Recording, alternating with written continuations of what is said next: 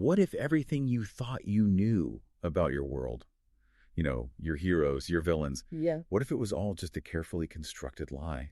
Right. Imagine a society, maybe like this one, where a brilliant military kid is sent to hunt down the country's most wanted criminal. Yeah. And then they find out they're both just pawns in this huge, dark game run by the government itself. Exactly. That's really the heart of the book we're getting into today, Legend by Marie Loon. It's powerful stuff. And just a heads up, we are going to be talking about some major plot points, the big reveals, So if you haven't read the book and want to go in fresh, maybe hit pause and come back after. Definitely worth experiencing unspoiled. It's a story that really makes you question everything, much like, digging deep into any complex topic can shift your perspective. And speaking of diving deep in critical thinking, we should give a quick shout out to Mindful Moments. That's our YouTube channel. Oh, yeah. It uses AI to help analyze different books, aiming to spark reflection, critical thinking. Really perfect for the kind of themes we're hitting today. Absolutely. It's all about looking past the surface narrative, which is exactly what happens with the two main characters in this book. Let's start with Day. Okay, Day. So, the Republic. They paint him as public enemy number one. Totally. The official story is he's this young, shadowy figure, no known prince, makes the government look incompetent, basically. Right. They blame him for hitting military targets, messing with war shipments, taking out airships, jets, even that Arcadia bank job. He's made out to be this major threat. But the book shows us his reality almost instantly. It's completely different. He's stuck in the lake sector, super impoverished. He's not some mastermind plotting chaos. He's just desperately trying to keep his family going, especially his little brother, Eden, who's really sick with the plague. So his crimes are their acts of survival, right? Pushing back against the system that's basically abandoned his family, or worse, actively hurting them. Precisely. All those skills the Republic fears how agile he is, scaling a 4-story building in less than 5 seconds. His sharp observation, the disguises, using things like that electro bomb, which is worth a fortune, 6,000 notes on the black market. Yeah. These aren't tools of ambition. They're survival tools honed by desperation. His whole drive is protecting his family and hitting back at the cruelty he sees every day. And he has those personal items, the newsboy cap he's never without, and that pendant. It looks cheap, nickel and copper maybe, but you can tell it means something huge to him, even before you know the full story. And that pendant, it becomes absolutely key later on. So then there's June, on the complete opposite side of things. The Republic's shining star, their prodigy. 15 years old, and she aced the trial. Perfect score, 1,500 out of 1,500. Unheard of, basically. She's everything the Republic wants. Yeah. Super smart, analytical, deadly in combat, XM621 rifle, knives, you name it. Plus, her older brother Matthias taught her hacking. And her loyalty initially is absolute. She completely believes in the Republic and its mission. She grew up privileged in the Batala sector, elite circles. And that belief gets locked in, weaponized almost, when Matthias is killed. Right. The Republic tells her Day did it. And her entire focus narrows to hunting him down. It's vengeance, fueled by grief, and this deeply ingrained loyalty. So you've got Day, the resistance symbol born from poverty and neglect, and June, the perfect soldier driven by loss and duty. Their paths have to cross. And they do, dramatically. It starts with Day trying something incredibly risky, a raid on the Los Angeles Central Hospital. For plague cures, right? For Eden. Exactly. He's desperate. And he's already hurt, has a bad leg from escaping something earlier. It's during this chaotic attempt trying to escape through the sewer. That's when he runs into Matthias. Yes, there's a struggle. Day throws his knife, aiming to disable, not kill, and hits Matthias in the shoulder. Enough to get away, but not a fatal wound. But he loses something important in the escape. 2 things, actually. The ID tag he stole to get in and his pendant. It falls off somewhere in the stairwell. And June finds them. She finds them. And her brilliant, analytical mind kicks in immediately. She looks at the evidence. In figures, it wasn't a professional hit. It was emotional. Someone desperate, probably connected to a plague victim in one of the poorer sectors. That explains the hospital target, why they didn't just flee the city. It's ironic, isn't it? Her Republic-trained skills are leading her straight into Day's world, the world the Republic ignores or exploits. So she goes undercover, disguises herself, heads into the lake sector. Right, trying to understand the environment, find clues. She sees the harshness firsthand, even gets caught up watching an illegal skiz fight, basically underground street gambling. And things go sideways. She gets into trouble with the crowd. And who saves her? Day. The very guy she's hunting. He uses a dust bomb, creates chaos, gets her out of there. Incredible irony. They don't know who each other are. Not really. Not at first. So they end up hiding out together for a bit. And the book really lets us see this connection spark between them, despite everything. June, the sheltered prodigy, sees Day's street smarts, his awareness, how tough he is. And Day, the supposed hardened criminal, sees her intelligence, this surprising vulnerability beneath the surface, but also her strength. It's this unexpected human moment in the middle of all the conflict. Leads to a kiss, even.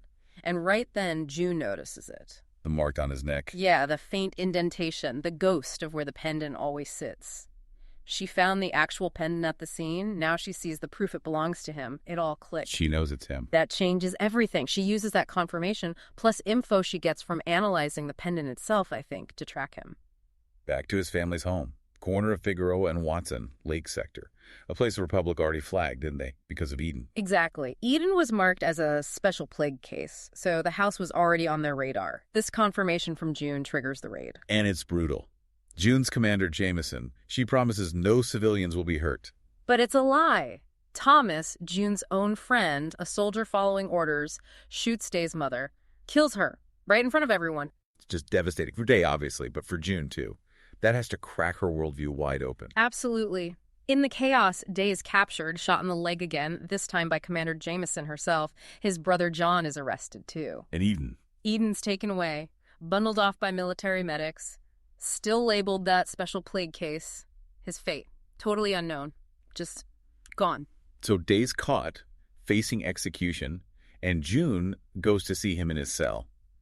This is where things really start to unravel for her, isn't it? This is the turning point. Day starts throwing bombs, truth bombs.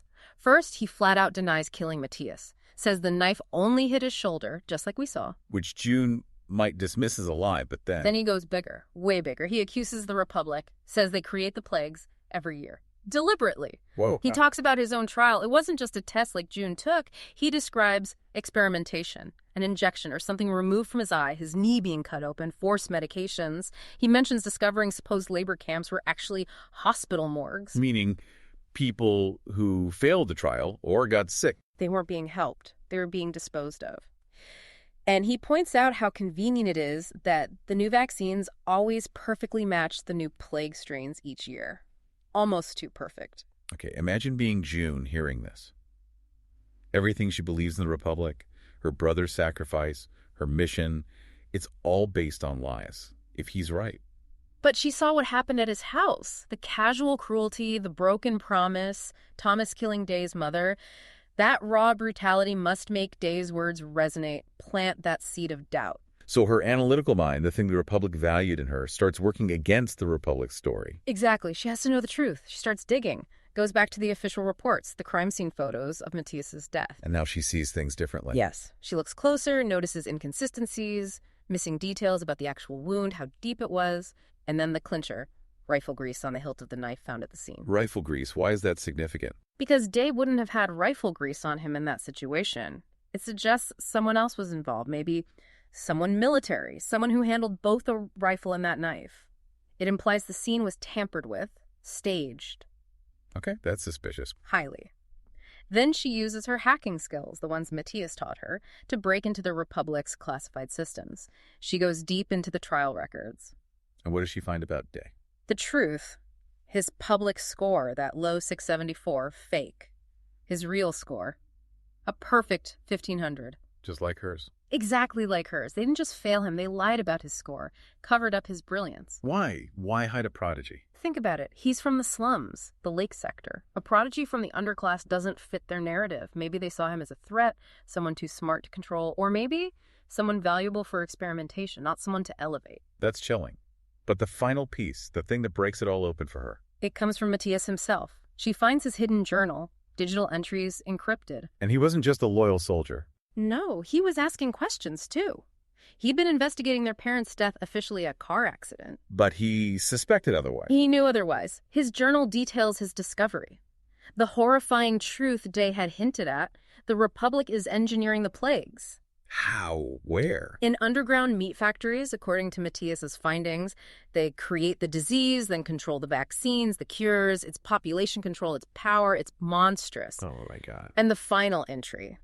The day before he died, Matthias wrote that he was planning to resign from the Republic military. He found out too much, and they silenced him. That's the inescapable conclusion June reaches. Matthias wasn't killed by Day randomly during a botched robbery. He was assassinated by the Republic, by someone within the system. And Day was the perfect scapegoat.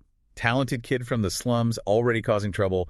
Frame him, execute him, and the secret stays buried. Exactly. The Republic isn't protecting anyone. It's manipulating everyone, creating the suffering it pretends to fight, and eliminating anyone who gets too close to the truth, like Matthias, like Day's family. Wow.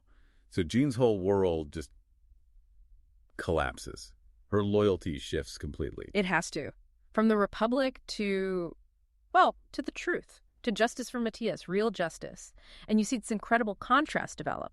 Day's loyalty was always clear to his family, his friends like Tess, his brother John, who was always fiercely protective. Yeah, that bond is so strong. And now June's loyalty aligns with that kind of personal truth, not systemic lies. She and Day, who should be enemies, find this common ground against the real enemy, the corrupt system itself. It's a powerful shift. And it leads them to needing to break Day out, right? He's scheduled for execution. In Batella Square, public spectacle, June cooks up this incredibly daring plan. She needs help, though. The Patriots, that resistance group. Yeah, she makes contact with them, specifically a girl named Ketty. The plan is wild. Create a massive diversion during the execution. Yeah. An electro bomb like the Qaidiya uses to knock out all the soldiers' guns temporarily. And, get this, rain money down on the square. Literal cash falling from the sky. To cause absolute chaos, draw the guards away. Exactly. Pure pandemonium. In that confusion, June plans to swap Day out with his brother John, who was also captured. Risky. So much could go wrong. And something does. The Republic changes the execution time, moves it up. There's no time for the full plan, for the swap June intended. So what happens? John makes a choice, a split-second decision. He steps forward, pretends to be Day. He takes his place. Knowing what it means. Knowing it means he'll be executed. He sacrifices himself to give Day and June a chance to escape. It's utterly heartbreaking. Oh, man. That's heavy. They do escape, Day and June, amidst the chaos John created for them. But then Day sees it.